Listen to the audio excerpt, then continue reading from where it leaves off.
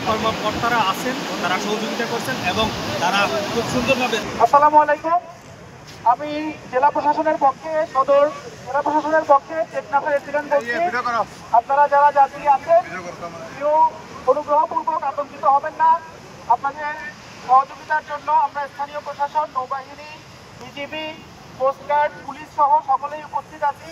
ইনশাল্লাহ অল্প কিছুক্ষণের মধ্যেই আমরা আপনাদের সকলকে উদ্ধার করে সুন্দরভাবে আপনাদের গন্তব্যে পৌঁছে দিতে পারবো। সবাই অনুগ্রহ করে শান্তিপূর্ণভাবে অবস্থান করবেন। ধন্যবাদ।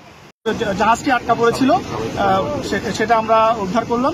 সকল যাত্রী সাধারণকে আমরা সুন্দরভাবে নামিয়েছি। তাদের জন্য 3টি বাস আছে, সেই বাসে করে তারা এখন কক্সবাজারের উদ্দেশ্যে রওনা দেবেন। আমাদের সাথে কোস্টগার্ড, নৌবাহিনী, বিজিবি এবং পুলিশ বাহিনী ছিল এবং স্থানীয় লোকজন সকলে অনেক সহযোগিতা করেছেন। যারা মিডিয়া কর্মী আছেন সকলকে ধন্যবাদ জানাচ্ছি। এখন আমরা যাত্রীদের বাসে উঠিয়ে তাদের নিরাপদ গন্তব্যে পাঠানোর ব্যবস্থা করি। আসলে কি জাহাজের সমস্যা কি ছিল? জাহাজ একটু সমস্যা, যান্ত্রিক গোলযোগ ছিল, সেই কারণে এই সমস্যাটুকু উদ্ভব হয়েছে এবং সেটা আমরা ফিটনেস এবং অন্যান্য যে বিষয় রয়েছে সেগুলো আমরা যথাযথ আইনানুগভাবে চেক করব।